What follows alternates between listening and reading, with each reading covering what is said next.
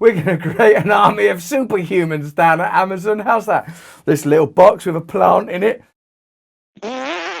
Amazon, or Amazon as they now like to be known, are providing mental health and mindfulness initiatives for their workers. Safe spaces to go and have a little bit of peace and quiet. But do Amazon and the capitalist world at large really care about your mental health and what's causing this mental health problem? Is it your brain chemistry going on inside your own noggin, or is there some external system causing this pandemic?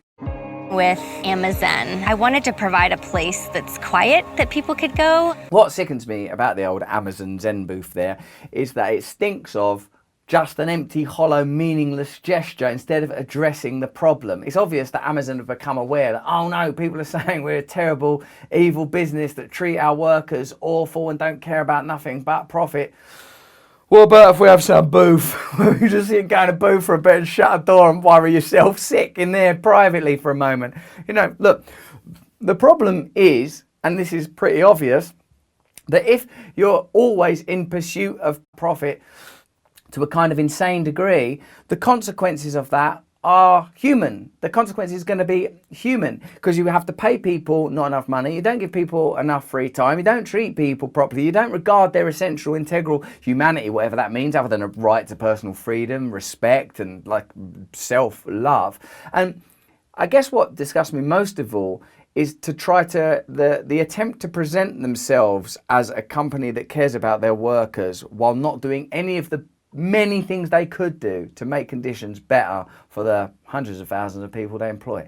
And focus on their mental and emotional well-being. In The Guardian, Jessa Crispin wrote, Amazon has recently launched its Working Well program with services designed to improve mental, physical and spiritual well-being. An ambitious project. We're going to create an army of superhumans down at Amazon. How's that? This little box with a plant in it. Now look, I talk about spirituality a lot and I even do a podcast where I do guided meditations, which, you know, let's face it, I earn money from. So sometimes I feel like bloody hell, I'm participating in it. But let me tell you, the way that I'm participating in trying to spread ideas around spirituality and anti-corporatism, even if there is a vague hypocrisy somewhere within it, because I operate within these systems even now, speaking to you through tech giants necessarily, and I do bloody use Amazon, and frankly, on the level of a client and a customer, it's a damn good service. Yeah, like hypocrisy is all over all of us, precisely because it is an immersive system. Now, our individual culpability is one thing, but the power and impact of a centralized, resourceful behemoth such as Amazon cannot be compared to the impact of folk like you or I, wherever we happen to fall on the scale economically. This is something that the brilliant Mark Fisher wrote about extensively. Here's a few of his observations about the real causes of mental illness and what real solutions to the mental health pandemic might look like. Fisher observed that capitalist realism insists on treating mental health as if it were a natural fact like weather. But then again, weather is no longer a natural fact so much as a political economic effect. Like, by insisting that we all have mental health problems as a result of some imbalance of serotonin or dopamine or whatever, you do not have to address the external systems that exacerbate it. I once did a spoken word event where I used the last words written by men who had taken their own lives. And uniformly across the many, many letters, notes and texts that I read, these men felt like they were suffering from economic pressure. They didn't earn enough money. They were going to let their family down. So Amazon is in a position, at least with regard to those that work for them, to create much better working conditions.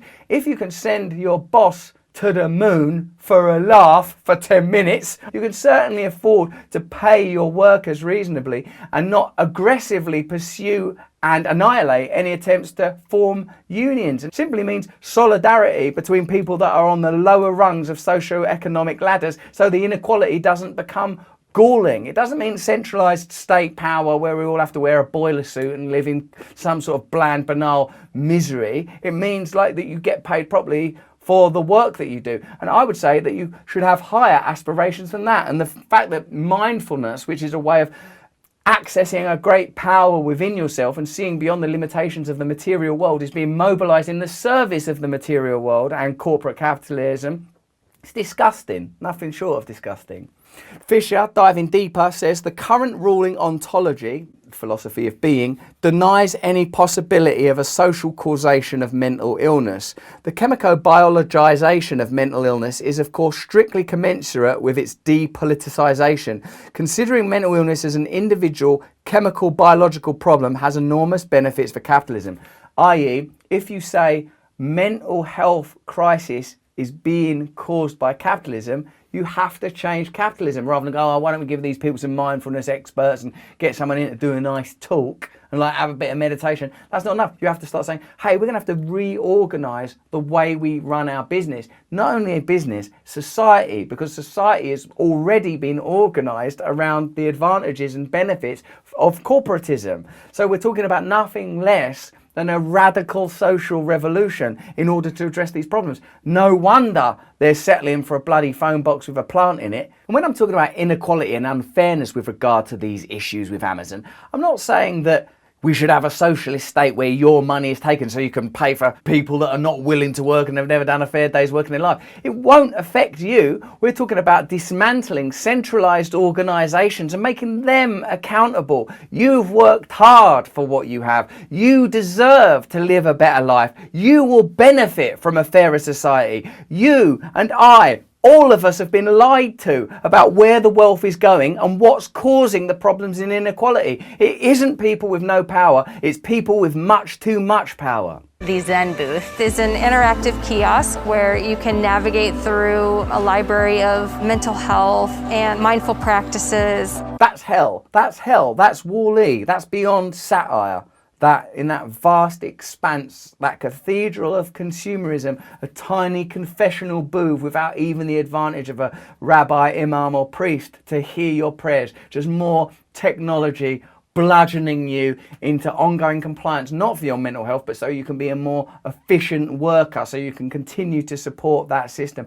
What are our goals? What are we aspiring to when a company that takes its name from the lungs of the earth in order to destroy the lungs of the earth offers as a solution to the mental health crisis that it's creating a little box with a computer and a potted plant in it, when they could do so much? Terrifying. Jessa Crispin continued, this is about large corporations forcing their workers to adapt to terrible working conditions they have intentionally imposed. Things like 10-hour working days and paying workers half what they would have been paid decades ago. While claiming to be designed around concern for health and wellness, the true goal of programs such as these is always profit. It's why corporations like Google, Apple and Harvard shell out big bucks for mindfulness consultants to train their workers not to be distracted by personal problems while on the job. They promise the workers reduce stress, but the consultants promise the employers that they can reduce accidents, increase productivity and decrease sick days. These consultants might charge thousands of dollars by the hour, but it's still cheaper than paying all your workers a living wage. So you see how deeply entrenched and political it is? They would rather spend a little bit of money on one expert than share some profits. Again, when people talk about Marxism, socialism, Stalinism, Maoism, state-led Marxist initiatives, that's not something that really needs to be revived or discussed because of the experiments of the last century. What we're talking about is actually spiritual values, real spiritual values, such as sharing, kindness, fairness. I would say, and this is a bold claim, inherent, simple Sesame Street ethics that we can all understand, that we all know in our belly are right and wrong. To recharge that internal battery. There's no question that Amazon is an amazing company with some pretty incredible initiatives and they're pretty good at doing what they do, but the cost of them doing that is a mental health crisis that affects not only the people that work for them, but possibly could be seen as an emblem for how society as a whole suffers from a mental health crisis brought on by economic systems that disadvantage huge numbers of people only through the offering of the palliative of easily accessible consumer treats while benefiting an elite at the top of those social structures. If we really want to address the mental health crisis, I believe spirituality could be a huge part of it, but sincere, honest, authentic spirituality, going deeper, trying to have a real understanding of society. And if you begin to have a real understanding of the way that society functions, it's pretty obvious that it's hugely imbalanced and unequal, and that we're living in accordance with an invisible ideology that is more radical than any religious ideology that is being criticized or condemned. It is the ideology of this peculiar mutation of capitalism which passes as normal in these days. If you're concerned about your own mental health, then it's bigger than you. It's not just that you are mentally ill. You're living in a system that creates mental illness. If you like this video, please press like, subscribe to it if you can, and if you want to comment, I do read the comments, and join up to our community. You can see me live. I'm doing some live stuff soon, so go over at russellbrand.com and join up with that. Bloody hell, I'm exhausted. Is the booth available? I'm going to just go and shut myself in the old booth with a plug. Oh, that's why I'm so healthy. I live in mine.